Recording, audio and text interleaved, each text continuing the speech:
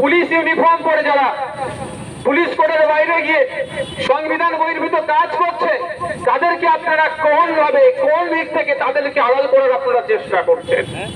যে রাজদীপ হালদার থেকে শুরু করে, রাজদীপ সরকার থেকে শুরু করে আনিসকে যারা ছাদ থেকে ফেলে হত্যা করলো, শিকারী ওরা আদিবাসী সমাজের ছেলেকে আবগারি দপ্তর তুলে নিয়ে গিয়েছিল, 3 দিন পরে তার লাশ পেয়েছে, যে পুলিশ কর্তারা তার সাথে অপকর্ম করলো, অন্যায় করলো, তাদেরকে এই প্রশাসনের একটা অংশ মুখ্যমন্ত্রী বাঁচানোর জন্য কেন তৎপর হয়ে উঠছে?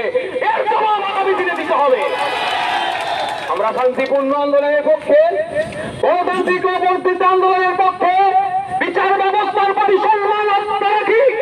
যদি কোন কলকাতা হাইকোর্টের কোন বিচারপতি যদি আমাদের রাস্তায় আঘাত দেয় বা সাধারণ মানুষের মনে যদি প্রশ্ন তোলে, বিচার ব্যবস্থার প্রতি যদি আমাদের আস্থা কমে, সেই বিচারপতিকে কিন্তু দায়ভার নিতে হবে।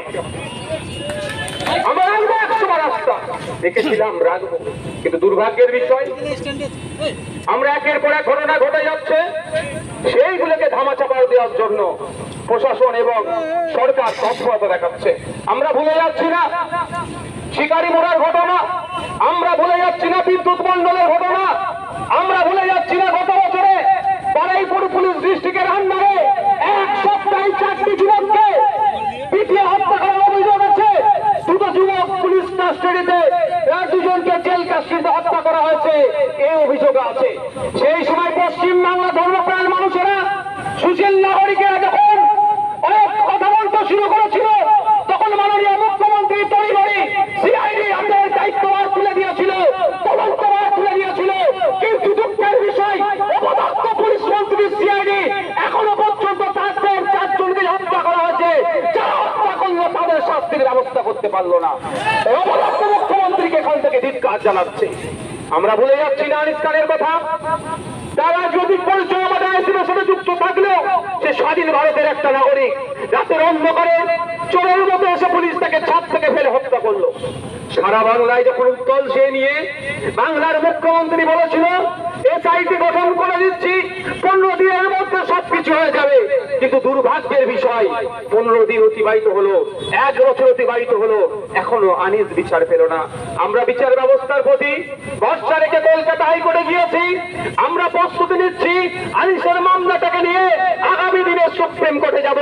আর এখানে আবু সিদ্দিক হালদারের পক্ষকারীর লোকজন আছেন, তাদের সাথেও কথা হয়েছে, যদি কলকাতা হাইকোর্ট থেকে আমরা নাই বিচার না পাই, ওই অর্ডারটাকে চ্যালেঞ্জ করে আমরাও সুপ্রিম কোর্টে যাব। আবু সিদ্দিক হালদারের যারা করি তাদেরকে তাদের সর্বোচ্চ শাস্তি দেওয়ার ব্যবস্থা করব। বন্ধুগণ, আমি আপনাদের বলে যাই, বর্তমান পরিস্থিতিকে সামনে রেখে চোখ কান খুলে রাখছি, যেমন এটাও ভুলে গেলে চলবে না। আপনারা যে বিষয় এসেছেন, মুখ্যমন্ত্রী বলছেন সংখ্যালঘু থেকে শুরু করে দরিদ্র থেকে শুরু করে আদিবাসীদের সব দিয়ে দিচ্ছি, কিন্তু দেখতে লাগবে কোন সময় সার্টিফিকেটকে কেড়ে নিয়ে তো কোন সময় জেলবন্দি করে পুলিশের মাধ্যমে এই পিছিয়ে বর্গের সম্প্রদায়ের উপর অত্যাচার নেমে আসছে।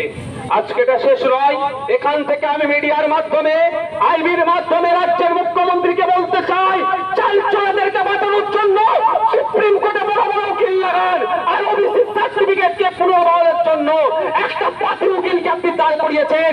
আগামী 16 তারিখে যদি রাজ্যের পক্ষ থেকে সনাতন উকিল যদি সুপ্রিম কোর্টে দাঁড়ায়, 17 তারিখে রাজ্য সরকারকে বুঝিয়ে দেবো পশ্চিম বাংলার ওবিসিদেরকে নিয়ে খেলা ওরা ঢুকিয়ে দেবো।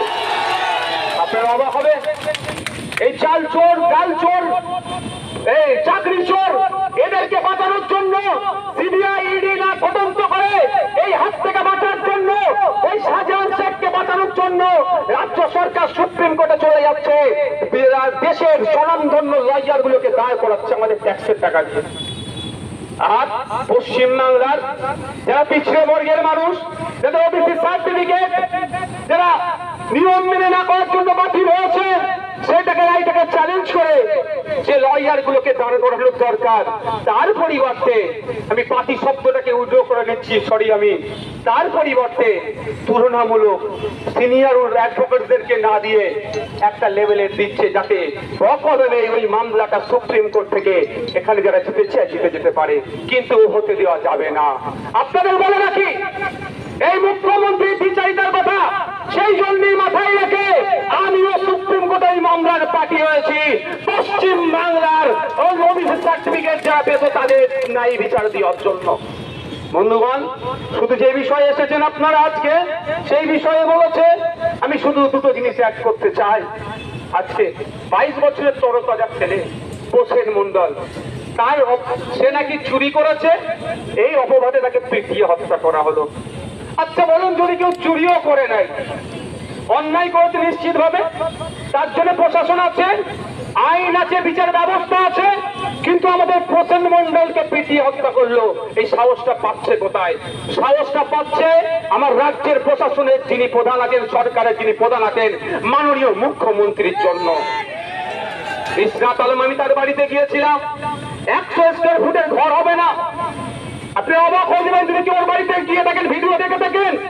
100 স্কয়ার ফুটের খুব বেশি হলে ঘর হবে, সেখানে দুটো সন্তান, একটা ক্লাস 5-এ পড়ে, একটা ক্লাস 1 না 2-তে পড়ে, পরিবারকে নিয়ে থাকে। তারও চোরের অপরাধে হত্যা করা হলো, তাকে পিটিয়ে মেরে দেওয়া হলো। একের পর এক রাজ্যেতে গণপিটুনি বেড়ে যাচ্ছে, কিন্তু অপদার্থ সরকারের কোনো শব্দ খরচ করছে না। তাই এখান থেকে জানিয়ে দিতে চাই, রাজ্য সরকারকে অবিলম্বে বিধানসভায় স্পেশাল বিধানসভা ডেকে এই গণপিটুনি রোধের জন্য সর্বোচ্চ শাস্তির ব্যবস্থা করে বিলকে পাস করানো হোক। সেখানে নওশাদ সিদ্দিকী সরকারের পক্ষে দাঁড়াবে। যদি না পারে আমাদেরকে বুঝে নিতে হবে। পারবেন তো নাকি? পারবেন তো নাকি? আমরা গণতান্ত্রিক প্রক্রিয়াতে জবাব দেব। কতদিন আর ওই ব্যালট বক্সে চুরি করে, গণনা কেন্দ্র চুরি করে জিতবে ভাই? কতদিন হবে? সময় আসছে, জবাব দিয়ে হবে। বন্ধুগণ, যারা উপস্থিত হয়েছেন, আমি আপনাদের কাছে অনুরোধ করব, আমি আপনাদের কাছে অনুরোধ করব যে আপনারা যেমন ধীর স্থির ভাবে ইন্ডিয়ান সেকুলার ফ্রন্টে দেখানো পথ অনুসরণ করে ধৈর্য শৃঙ্খলা বজায় রেখে আজকের আমাদের মিছিলে অংশগ্রহণ করেছেন। আর 2-1 মিনিটের মধ্যে আমাদের মিছিলকে আমরা এখান থেকে সমাপ্ত করব, প্রোগ্রাম সমাপ্ত করব। আপনারা ধীর স্থির ভাবে আপনারা বাড়ি যাবেন। তবে শুধু বাড়ি গিয়ে চুপ থাকলে হবে না। পাড়ার চায়ের দোকান, মাঠ ঘাট, যেখানে যাবেন, মন্দির মসজিদ, যেখানে যাবেন একটাই আওয়াজ তুলবেন, আমাদের রাজ্যে নতুন করে পুলিশের হাতে অত্যাচারিত হয়ে কোনো মা না তার সন্তান হারায়, এর দায়িত্বটা রাজ্য সরকারকে নিতে হবে। আমাদের রাজ্যে কোনো মা বোন তার স্বামীকে হারায়, কোনো বাচ্চা না তার পিতাকে হারায়, পুলিশি অত্যাচারের দায়িত্বটা তাকে নিতে হবে। সত্যি আমাদের দুঃখ লাগছে, কারণ আমি যে বিধানসভার মধ্যে আমার পুলিশ বন্ধুদের জন্য দিয়ে বলার জন্য কথা বলছি, সেই পুলিশের একটা অংশের বিরুদ্ধে আমাকে এখানে দাঁড়িয়ে প্রতিবাদ করতে হচ্ছে। সত্যি আমাকে খারাপ লাগছে, কিন্তু দুর্ভাগ্যের বিষয় আমাকে এই জায়গাটা আসে আমাদের প্রতিবাদ করতে লাগতো না যদি পুলিশ মন্ত্রী ওই সমস্ত কালপিট পুলিশগুলো যারা ইউনিফর্ম পরে, পুলিশের ইউনিফর্ম পরে, পুলিশের ইউনিফর্মের উপরে প্রশ্ন তুলে দিচ্ছে, সেই সমস্ত কালপিট গুলোকে ধরে যদি অ্যারেস্ট করে জেলের মধ্যে রাখতো, আমাদেরকে রাজপথে নামতে হতো না। তাই অপদার্থ মুখ্যমন্ত্রীকে বলবো, পুলিশ মন্ত্রীকে বলবো, সতর্ক সজাগ হন, নাহলে এমন একটা দিন আসবে আপনি আর জবাব দিয়েও থাকতে পারবেন না। আপনাকে বলতে চাই, আমি হুঁশিয়ারি দিচ্ছি না, হুমকি দিচ্ছি না, আপনাকে আমি সাজেস্ট করছি, আপনার কাছে বিনয়ী ভাবে আমি আবেদন করছি, আপনি রাজধর্ম পালন করুন, মানুষের মতামতের অগ্রাধিকার দিন, মানুষের সাথে থাকুন, মানুষের পাশে থাকুন। আপনাকে যদি মানুষ চাই আবার আগামী দিনে আসবেন ক্ষমতায়, যদি মনে করেন গুন্ডামস্তান পুলিশ প্রশাসনকে দিয়ে আপনার সাম্রাজ্য কায়েম থাকবে, শুধু এতটুকুই বলতে চাই, পৃথিবীর ইতিহাস দেখুন, পৃথিবীর ইতিহাসে স্বৈরাচারী শাসক বেশি দিন টিকে থাকতে পারেনি, আর তার শেষ অবস্থা ভয়ঙ্কর হয়েছিল। আমি এতটুকু কথা বলে আমি আপনাদের কাছ থেকে বিদায় নিচ্ছি, বক্তব্য শেষ করছি। আপনাদের বলবো যে আপনারা যারা এসেছেন আপনারা এখান থেকে ধীরে স্থির ভাবে বাড়ি যাবেন, কারো প্ররোচনায় পা দেবেন না। আর একটা কথা, রাজদীপ হালদার পুলিশ তো, ঠিক কথা তো, আর আমাদের বাড়ির থানার কাছেও পুলিশ আছে, দুটো পুলিশ কিন্তু এক করবেন না। কি বলছি বুঝে আসছে? দুটো পুলিশকে এক করবেন না। যারা আমাদের জন্য দিনরাত এক করে আমাদের দায়িত্ব নিচ্ছে, সেই পুলিশ প্রশাসনকে আমরা সর্বদা সম্মান করব, তাদেরকে আমরা মাথায় তুলে রাখবো, তাদেরকে আমরা সবসময় স্যালুট করবো। আর যে এই পুলিশ প্রশাসন ভাঙড় থেকে শুরু করে আর কলকাতা পুলিশ গেছে, এই ভাঙড় এই শওকত মোল্লার নাম বলছিল না, শওকত মোল্লার পাল্লাই পড়ে সবজিওয়ালাদের কাছ থেকে টাকা তুলছে। ভাবতে লাগে ক্যালকাটা পুলিশে এটা কি দিয়ে?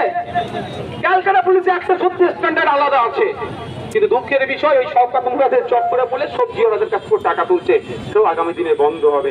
তাদেরকে ধিক্কার জানাই, কিন্তু যে পুলিশ দিন রাত এক করে আমাদেরকে জন্য ডিউটি করছে তাদেরকে স্যালুট জানাই। আজকে বক্তব্য শেষ করছি। তাদের সাথে